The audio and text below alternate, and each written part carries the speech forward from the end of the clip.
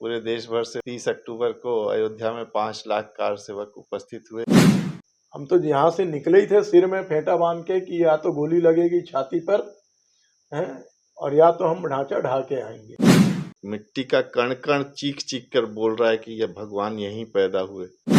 Police वाले लाठीचार्ज के साथ अश्रु गैस फेंकना, अश्रु गैस के बाद में उन लोगों ने सीधा गोली चलाना शुरू कर दिया। गांव के लोगों ने जब देखा कि कार सेवकों को सरकार जेलों में डालने के लिए ले जा रही है तो उन्होंने अपनी बैलगाड़ी, अपने ट्रैक्टर ट्राली ये सब खोल के सड़कों पे लगा दी। ये जीवन में आपने अगर एक दिवाली भी खुशी से मनाई है तो ये महादिवाली है।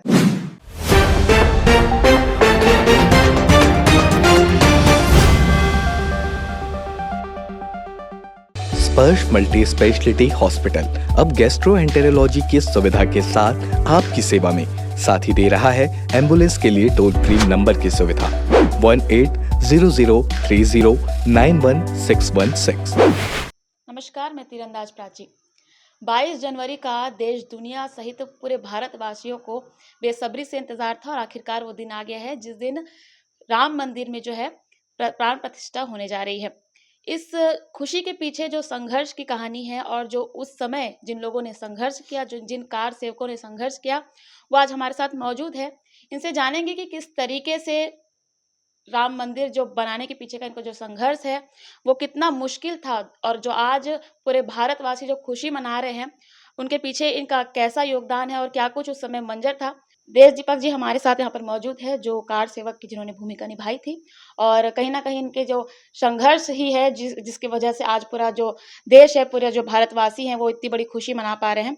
जी सर, सबसे पहले तो आपसे मैं ये जानना चाहूँगी कि कैसे आप लोगों को ये लगा कि हमें जाना चाहिए, कैसी प्लानिंग हुई, क्या कुछ बातें हुई आप लोगों के बीच और कैसे आप लोग अयोध्या पहुंचे? देखिए, 1984 से पहले तो किसी को मालूम भी नहीं था कि भगवान की जन्मभूमि पर ताला लगा है। ये इस हिंदू समाज को विश्व हिंदू परिषद का ऋणी होना चाहिए कि विश्व हिंदू परिषद ने ही पहली बार सारी दुनिया को बताया कि श्री राम जन्मभूमि पर ताला लगा हुआ है और उसको लोग बाबरी मस्जिद के नाम से उस समय जानते थे। तो विश्व हिंदू परिषद ने ही राम जानकी रथ यात्रा के माध्यम से देश को बताया और उसके बाद शिलान्यास की घोषणा हुई थी 9 नवंबर 1989 को और उसके लिए देश भर में शिला पूजन का कार्यक्रम हुआ था। और उसी समय से देश की जनता को ये समझ में आने लगा था कि ये तुष्टीकरण की पराकाष्ठा है कि हमारे देवता के जन्मभूमि पर ताला लगा रखा है और उसके ऊपर विधर्मियों का कब्जा है। तो उसके कारण एक सामान्य आक्रोश जो था वो सभी हिंदू युवाओं के मन में था और उसके कारण जब विश्व हिंदू परिषद ने आह्वान किया पूरे देश भर से कि कार सेवकों को अयोध्या चलना है, तो राम भक्ति तो थी और फिर हनुमान जी की शक्ति भी आ गई थी। इससे पूरे देश भर से उस दिन 30 अक्टूबर को अयोध्या में 5 लाख कार सेवक उपस्थित हुए। तुष्टीकरण के पुजारियों द्वारा घोषणा की गई थी कि अयोध्या की सीमाएं सील कर दी गई थी और परिंदा भी पर नहीं मार सकता अयोध्या में। ऐसी घोषणा के बावजूद कार सेवकों ने उस दिन अपना वो विराट रूप विश्व को दिखाया कि हिंदू केवल हिंदू ही नहीं है। जी, तो जैसा कि आप बता रहे हैं उस समय ऐसा माहौल था कि परिंदा भी पर नहीं मार सकता था, उसके बावजूद आप लोग वहां पहुंचे। कई लोग रास्ते में ही रोक लिए गए थे, आप लोग कैसे पहुंचे और क्या कुछ मुश्किलें आई अयोध्या तक पहुंचने के बीच? अयोध्या तक जाने के लिए मुश्किलें तो बहुत आई थी। शासन प्रशासन जितना जो कुछ कर सकता था वो सब किया। मुझे वो हनुमान जी का वो स्वरूप याद आता है कि जब लंकिनी और सुरसा ने उनका मार्ग रोकने का प्रयास किया तो उसके बावजूद हनुमान जी लंका में प्रवेश कर गए थे। वैसे ही इस कलयुगी रावण ने अपने अयोध्या को लंका बना दी थी, उसको तोड़कर हनुमान जी के रूप में सब कार सेवक पहुंचे थे और उसमें सबसे बड़ा योगदान किसी का था तो उत्तर प्रदेश की सामान्य हिंदू जनता का था, जिन्होंने कार सेवकों को अयोध्या तक पहुंचाया और रास्ता दिखाया, अपने घर में भोजन कराया, कार सेवकों की सेवा की, जो थक गए थे, जिनके पैर में छाले पड़ गए थे, उनका सेवा शुश्रूषा की, अपने घर में उनको रात रुकाया, भोजन कराया और उनको आगे का रास्ता दिखाया। जो सक्षम थे वो तो करते ही थे, जो सक्षम नहीं थे वो भी अपने घर के सामने बांस की टोकरी में चना और गुड़ और पानी रखते थे कि यहाँ से कोई भूखा ना जाए। कहीं न कहीं अयोध्यावासी भी जानते थे कि कार सेवक आए हुए हैं, तो उनकी सेवा उनकी कर सेवा करना है। जी। तो ये जो राम भक्ति का प्रवाह था ना, उस समय और आज भी हिंदू समाज को तोड़ने के लिए जितने लांछन लगाए जाते हैं, उत्तर दक्षिण, भाषावाद, प्रांतवाद, क्षेत्रवाद, छुआछूत, भेदभाव, इन सब आरोपों को राम भक्ति के प्रवाह ने धोकर रख दिया था। उत्तर प्रदेश के लोग केरल और तमिलनाडु की भाषा नहीं समझते थे, आंध्र की, कर्नाटक की भाषा नहीं समझते थे। उसके बावजूद उन्होंने देखा कि ये राम भक्त हैं और कार सेवा करने के लिए अपने गांव से यहाँ आए हैं, तो इनकी सेवा करना ही हमारी भगवान की सेवा होगी। ये मानकर उन्होंने सभी कार सेवकों को थकने नहीं दिया और भूखे नहीं रहने दिया। जी। कैसे गए थे आप लोग? क्या गाड़ी से गए थे? क्या व्यवस्थाएँ की गई थी? और कितने लोग गए थे आप लोग? देखिए 30 अक्टूबर को कार सेवा होनी थी, उसके पहले 24 अक्टूबर से यहाँ से दुर्ग जिले से कार सेवकों का जत्था जाना प्रारंभ हुआ था। शाम को हम सब चितरमल धर्मशाला दुर्ग में एकत्रित होते थे। उसके बाद वहाँ से पंजीयन होता था, भोजन के पैकेट वगैरह जो कुछ दिए जाते थे, और उसके बाद सारनाथ एक्सप्रेस से रात को बैठकर यहाँ से रवाना होते थे। कुछ तो पहले जो 24-25 तारीख की ट्रेनें थी वो तो अयोध्या तक नहीं, उत्तर प्रदेश की सीमा में पहुंच गई थी, लेकिन जो 26 तारीख के बाद की जो ट्रेनें गईं उनको कटनी में और सतना में रोक दिया गया था। तो वहाँ से फिर कार सेवकों ने को जाने की व्यवस्था वहाँ के लोगों ने की थी। कोई ट्रक जा रही थी तो ट्रक पर चढ़ के हम पहुँचे मंदाकिनी के तट तक, चित्रकूट जो उत्तर प्रदेश की सीमा थी वहाँ तक पहुँचे। वहाँ पर हमारी गिरफ्तारी हुई। उस दिन हमारी गिरफ्तारी के नेतृत्व राजमाता सिंधिया कर रही थी, और वो विश्व हिंदू परिषद की उपाध्यक्ष थी। और उस समय फिर वहाँ के जो अस्थायी जेलों की ओर हमको बसों में बैठाकर उत्तर प्रदेश की सरकार द्वारा ले जाया जा रहा था। उस समय रास्ते में ऐसा हुआ कि गांव के लोगों ने जब देखा कि कार सेवकों को सरकार जेलों में डालने के लिए ले जा रही है, तो उन्होंने अपनी बैलगाड़ी, अपने ट्रैक्टर ट्राली ये सब खोल के सड़कों पे लगा दी, ताकि वहाँ से कोई बस न जा पाए। और इस दौरान उन्होंने कार सेवकों को उतार कर अपने घरों में छुपाया। जी। तो शासन प्रशासन का क्या था? सहयोग था या बिल्कुल ही अपोज़िशन में थी? और क्या ऐसा कुछ, जैसे गिरफ्तारी की बात आ रही है, मारपीट या ऐसा कुछ भी, क्या कुछ माहौल था जब आप लोग गए? तो एक भयानक जो माहौल रहा होगा उसके बारे में थोड़ा विस्तार से बताइए। भय और आतंक का वातावरण शासन द्वारा निर्मित किया गया था। सड़कों पर कोई एक वाहन भी नहीं दिखता था। जैसा अभी-अभी हम लोगों ने कोविड के दौरान देखा है, सन्नाटा पसरा था पूरे उत्तर प्रदेश में। कार सेवक को छुपते-छुपाते निकलना पड़ता था, और बड़ी मुश्किल से लोगों को अयोध्या पहुंचने के लिए पैदल और पगडंडियों का सहारा लेना पड़ा था। और ऐसी बैरिकेडिंग अयोध्या में की गई थी कि किसी गली में बैरिकेड ना हो ऐसा कोई दृश्य नहीं था। और जहां बैरिकेडिंग की गई थी वहां बांस की मचानें बनाई गई थी, और बांस की मचान के ऊपर से टेलीविजन का कैमरा और उसके साथ लाइट मशीन गन जोड़ी गई थी। जी। आप लोग भी क्या कभी छुपे हुए थे, या आप लोगों को ऐसा भय नहीं था कि कोई हमें बता देगा, हमारी गिरफ्तारी हो जाएगी या मार दिए हुआ जाएँगे, ऐसा हुआ कुछ? ऐसा जब यात्रा के दौरान जब हम लोग प्रयाग से अयोध्या की ओर बढ़ रहे थे, तो रास्ते में जैसे ही हम प्रयाग से थोड़ा बाहर निकले तो ट्रेन में खबर आई कि अगले स्टेशन पे पुलिस जांच कर रही, तो हमको रात के अंधेरे में ट्रेन से कूदकर गांव के रास्ते से जाना पड़ा था। तो आतंक तो था, लेकिन वहाँ की जनता का सहयोग था जो हमको बचाता ले गया। जी। क्या उम्र रही होगी आपकी उस वक़्त? उस समय मेरी आयु मात्र 21 वर्ष थी। जी। 21 वर्ष का एक युवक बिना सोचे-समझे, बिना किसी भय के अयोध्या पहुँच जाता है, जहाँ इतना विवाद फैला हुआ था। कैसे इतनी हिम्मत आई, और पहुँचने के बाद क्या कुछ लगा कि इतनी बड़ी जीत आप लोग हासिल कर लेंगे, सोचा था आपने? नहीं, वो उस समय तो ऐसा लग रहा था कि हमको कोई अदृश्य शक्ति है जो खींच रही है और वो हम चले जा रहे हैं। भगवान राम की भक्ति और हनुमान जी की शक्ति के अलावा और कुछ नहीं था। उसी का प्रभाव था कि हम लोग सकुशल पहुँचे भी और सकुशल लौटे भी। यहाँ लौटने के बाद जो दृश्य हुआ था वो तो अकल्पनीय था कि लोगों ने कल्पना कर ली थी कि इतने दिनों तक नहीं लौटा तो शायद कहीं चले गए, नहीं रहे। जी। कमलकार जी भी हमारे साथ यहाँ पर मौजूद हैं, उनसे भी जानने की कोशिश करेंगे। उस वक़्त जब आप लोग वहाँ पहुँचे, तो सबसे पहले आपने क्या देखा? माहौल कैसा था उस वक़्त? कार सेवकों के बीच आपस में जब मीटिंग हुई होगी, तो क्या कुछ बातें हुई? क्या कुछ प्लानिंग हुई? आप बताइए। बहुत ही संघर्ष के बाद हम लोग वहाँ मणिराम छावनी में पहुँचे और वहाँ भोजन व्यवस्था थी।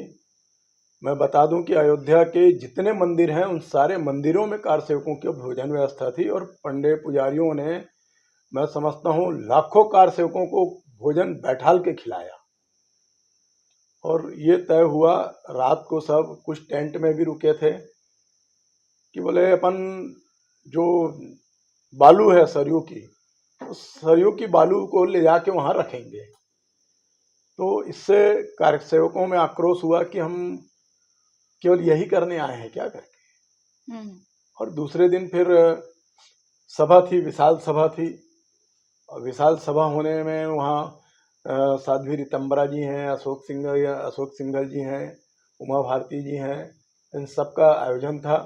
और जहाँ पे भाषण जब शुरू हुआ, कार सेवक एकदम उबाल मार दिए, जोश में, पूरे जोश में थे। मान के चलिए कि हनुमान की भक्ति कार सेवकों के शरीर में थी और उन्होंने पूरे जोश के साथ उस सारे लगे हुए बाड़ को, जितने कटीले बाड़ लगे थे, वो सब उखाड़ के फेंक दिए। साधु संतों की टोली एक बस में बैठकर सीधा ढांचे तक पूरा गाड़ी चलाते ले गए वहाँ, और जिसके हाथ में जैसा आया सभी ने तोड़ फोड़, पूरा ढांचा पूरा नेस्तनाबूद करने में अपनी अहम भूमिका निभाई। जी, तो जैसे कि उस समय जो गवर्नमेंट थी मुलायम सिंह की, गोली-वोलियाँ 90 में थी वो। 90 में थी, जी। तो वहाँ पर जब गोलियाँ-वोलियाँ चल रही थी, आप लोग ये जानते थे कहीं न कहीं हिंदुओं को खतरा है, उसके बावजूद भी आप लोग उस जी, चीज़ जी, के लिए वहाँ पर गए थे। जी, जब आप लोगों की मीटिंग होती थी, तो उस वक़्त क्या ऐसा कुछ जी। रहता था कि आपकी परिवार वालों से बात हो पाएगी ना, ऐसी कुछ फीलिंग आप लोगों के अंदर? 90 में इतना भयावह स्थिति थी क्योंकि मुलायम सिंह ने बोल दिया था कि यहाँ परिंदा पैर नहीं मार सकता। जी। और मैं समझता हूँ कि जिसके सीने में हनुमान जी की भक्ति हो, तो मुलायम की चुनौती को स्वीकार करके वहाँ तक पहुँचेगा, हम ये जानते थे। भरी ठंड थी, लेकिन हम लोग ना, हमारे पास स्वेटर था ना कुछ नहीं था, मात्र कार सेवक के नाते थोड़े से कपड़े रखे थे, एक जोड़ी। जी। और वैसी स्थिति में भी हमको ठंड नहीं लगती थी और धक्का खाते खाते वहाँ की जनता के सहयोग से हम लोग वहाँ पहुँचे थे कार सेवा में। हम जानते थे कि जान हथेली में लेके चल रहे हैं, मोबाइल का ज़माना नहीं था और फ़ोन का भी ज़माना था। तो उस समय एक टेलीफोन, एक एसटीडी कहीं पे रहती थी तो 1000 आदमी लाइन में लगे रहते थे। हमको संभावना नहीं थी कि हम यहाँ से वापस भी जाएंगे। हम तो यहाँ से निकले ही थे सिर में फेंटा बांध के कि या तो गोली लगेगी छाती पर, हैं, और या तो हम ढांचा ढा के आएंगे। ये संकल्प हमारा था। चुनौती स्वीकार किए थे, परिंदा पैर नहीं मार सकता, और हम पहुंचे। ये हमारी पहली जीत थी। और जब आंदोलन की अगुवाई वहाँ पे हुई, आंदोलन की अगुवाई अशोक सिंघल जी, विनय कटियार जी, साध्वी रितंबरा जी, ये सब कर रहे थे। और उसमें लाठीचार्ज हुआ। लाठीचार्ज में अशोक सिंघल जी बहुत बुरी तरह घायल हुए थे और उसको देख के फिर कार्यकर्ताओं में आक्रोश फैल गया। पुलिस वाले लाठीचार्ज के साथ अश्रु गैस फेंकना, अश्रु गैस के बाद में उन लोगों ने सीधा गोली चलाना शुरू कर दिया। भगदड़ मच गई, कई कार सेवकों को गोली लगी। आपके साथ का कोई था जिससे गोली लगी उस वक़्त, या घायल हुआ गंभीर? नहीं, घायल हुआ था। जी। एक कार्यकर्ता था हमारा भर्री टोला का, जी। सरयू प्रसाद यादव करके। उसको इतना मारे थे पुलिस वाले कि वो मानसिक रूप से विक्षिप्त हो गया था और भय के कारण वो 3 महीना अयोध्या में था। वो वहाँ सब भंडारा में खा खा के 3 महीना था। जैसे तैसे वहाँ के घर वाले भी, उनके घर वाले भी आए थे ढूंढने, लेकिन नहीं मिला था। इतना दहशत में था, छुप छुपा के वो अपना जीवन बचा रहा था। जैसे तैसे वो 3 महीने बाद वहाँ के लोगों ने उससे पता पूछ के उनके घर भेजा उनको। जी। जो वो विवादित ढांचा था, जी, उसको कहीं न कहीं ध्वस्त करने में कार सेवकों की बहुत बड़ी भूमिका है। जी। लेकिन मुझे ये जानना है कि क्या प्लानिंग थी आप लोगों की? ध्वस्त ही करना है, तोड़ना है, ऐसा सोच कर ही गए थे, या वहाँ जाने के बाद आक्रोश ऐसा था या माहौल ऐसा बन गया कि आप लोगों ने सोच लिया कि ध्वस्त ही करना है अब तो? नहीं, यहाँ से कसम खा के निकले थे हम जी। कि हमको वो ढांचा ध्वस्त करना है और उसके लिए अगर हमको अपना आत्म बलिदान भी देना पड़े तो हम देंगे। ये हम कसम खा के निकले थे। फिर वहाँ के माता बहनों ने भी जो हमको रोटियां दी थी, पूड़ी सब्जी दी थी, उस पूड़ी सब्जी की थैली में निकलती थी पर्ची, भैया आप हमारा ये भोजन करेंगे तो आप हमारा ऋण चुकाएंगे, वो ढांचा को ध्वस्त करके। मतलब लोग ऐसा लिख कर डालते लिख थे के चिट्ठी? पर्ची डली रहती थी। और इतना प्रेम उन लोगों ने दिया है तो ऐसा हो नहीं सकता कि हम वचन से मुकर जाएं। और हम लोग वहाँ गए और अपने संकल्प को पूरा किए। अयोध्या में एक आशारानी सिंह और मोहन सिंह ठाकुर का घर है, उन लोगों के यहाँ हम लोग को स्वल्पाहार के लिए बुलाया गया था। मैं वहाँ 90 में भी गया था और 92 में भी गया था। उन लोगों ने स्वल्पाहार भी कराया, पूजा की थाली लगा के आरती की। जिस दिन ढांचा टूटा है आप मानेंगे नहीं, पूरे प्रदेश में हर कार सेवकों को आरती उतार कर गमछा पहनाकर मुंह मीठा करते थे। माता बहनें नहीं जानती थी कि हम कौन हैं। हमारा एक ही धर्म था, हिंदू, और हमारा एक ही धर्म था कार सेवक। हम केवल राम के भक्त हैं और कार सेवक हैं। इस ध्येय से उन लोग हमारी आरती करते थे, तिलक लगाते थे और हमको मुंह मीठा कराते थे जी और यही स्थिति ट्रेन में थी। पूरे कर्फ्यू के साए में थे हम लोग। जी शाम के बाद जी जी सरकार ने, कल्याण सिंह जी ने इस्तीफा दे दिया था, कर्फ्यू लगा था। उस स्थिति में सब वापसी जाने की तैयारी चल रही थी। लोगों ने एक दिवाली उस दिन मनाई है जिस दिन ढांचा टूटा है। इलाहाबाद से अयोध्या से लेकर इलाहाबाद तक हर स्टेशन पे माता बहनों ने कार सेवकों की आरती उतारी है, उतार के और खाना दिया है। एक दिवाली 92 में मनाए हमने ढांचा तोड़कर, और दूसरी दिवाली 22 तारीख को मनाएंगे रामलला की स्थापना में। ये हमारे हिंदू समाज का सबसे बड़ा गौरव का दिन है ये, जी पूरे विश्व का। जी। जब आप लोग घर से निकल रहे थे, क्योंकि एक बहुत ही बड़ा विवादित मुद्दा था और देश दुनिया में इसकी चर्चा थी, घर में क्या माहौल था? क्या माताएं जो बहनें थी आपकी मना कर रही थी मत जाओ, ऐसा कुछ घर में माहौल? नहीं, कभी ऐसा नहीं हुआ। जी उनको मालूम था कि राजेश अगर जा रहा है घर में, मेरे को राजू बोलते हैं, राजू अगर जा रहा है तो मान के चलना हनुमान जी के काम से जा रहा है। जी और जा रहा है तो बिल्कुल तिलक लगा के मेरी माँ, मेरी भाभी, इन लोग सब ने विदा किया था मेरे को। जी। ये बताइए कि जो ढांचा आखिरकार ध्वस्त हुआ, जी। वो कैसे हुआ? क्या कुछ आप मतलब उस समय कार सेवकों ने कैसे उसको ध्वस्त किया? हाथों में लाठी थी या क्या चीजें क्या उस समय इस्तेमाल हुई और ध्वस्त पूरा कैसे हुआ? उसमें साधु संतों की टोली जो बस में बैठकर अंदर तक घुसे थे वो, और कार सेवकों ने बाड़ तोड़कर, कटीले बाड़ तोड़कर अंदर घुसे। वहां पे घन सब्बल, बड़े बड़े ईंट पत्थर हमको मिले। कई लोग ऊपर चढ़े, घन से मार मार के तोड़े ऊपर का ढांचा। जी कुछ दीवारें जो नहीं गिर रही थी उसको हजारों कार सेवक वहां पे धक्का मार मार के गिराए हैं। आप मानेंगे नहीं, इतने मोटे मोटे पेड़ थे, जी मतलब वो कम से कम 10 फीट के व्यास वाले पेड़ होंगे, 6 फीट के व्यास वाले पेड़ होंगे। उनको रस्सा से बांध के यहाँ 100 200 कार सेवक खींच रहे हैं, उनको गिरा दिए। और यही जोश पूरा कार्यकर्ताओं में था। एक भी दीवार वहां नहीं बची। शाम 5 बजे तक वहां से कार सेवक ईंटें तक ले गए अपने घर में। बोले कोई बाथरूम में लगाएंगे, कोई कहीं लगाएंगे, ईंटें तक ले गए। केवल मलमा रह गया था, प्लेन पूरा। आगे अब 22 जनवरी को रामलला फिर से अयोध्या लौट रहे हैं, स्थापना होने जा रही है, प्राण प्रतिष्ठा हो रही है। कितने ज्यादा आप उत्साहित हैं और देशवासियों को क्या संदेश देना चाहेंगे? हम लोग बहुत उत्साहित हैं। पूरे देश की जनता को हम तो यही निवेदन करते हैं कि जीवन में आपने अगर एक दिवाली भी खुशी से मनाई है तो ये महादिवाली है। इस महादिवाली में घर घर में दिए जलने चाहिए और हर मंदिर में कीर्तन होना चाहिए। हर कारसेवकों के प्रति एक भावना होनी चाहिए कि हम सभी हिंदू समाज के लिए जी रहे हैं और हिंदू समाज के लिए मर रहे हैं। इसलिए इसे महादिवाली के रूप में मनाना चाहिए। जी, आप क्या संदेश देना चाहेंगे सर? और आप 22 जनवरी कैसे मनाएंगे? क्या घर में दिवाली मनेगी मतलब उस दिन? नहीं, 22 तारीख का दिन तो स्थापना का कार सेवकों के बलिदान को स्मरण करने का दिवस है। 500 साल बाद इस कलयुग में भगवान अपने घर आ रहे हैं, तो उस दिन तो उल्लास, उमंग, उत्साह जो है वो अपने चरम पर होगा। त्रेता में भगवान 14 वर्ष का वनवास करके लौटे थे, तो अवधपुरी के निवासियों ने दीपावली मनाई थी, जो आज तक हम मनाते आ रहे हैं। ये 500 वर्षों का वनवास भगवान का टूटा है। अब हम इसको आजीवन अपने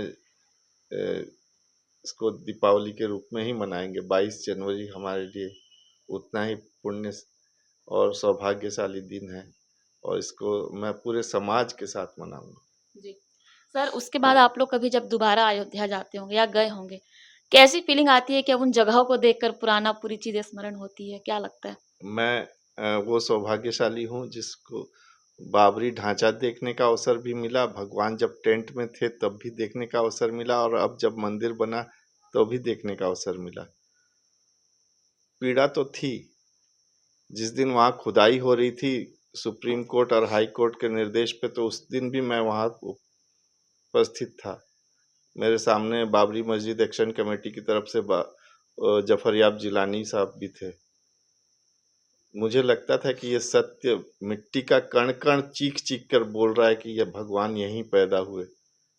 और वो वहाँ जाने के बाद मन से जो आक्रोश था ना, वो दुगना हो जाता था कि हे प्रभु, जब भी अवसर मिलेगा मैं जो 90 की कार सेवा में जो बलिदान हुए, मैं पीछे रह गया, उस बात का जो मुझे दुख हुआ और उनकी जो स्मृतियां हैं उनको मैं जीवन भर भूल नहीं सकता।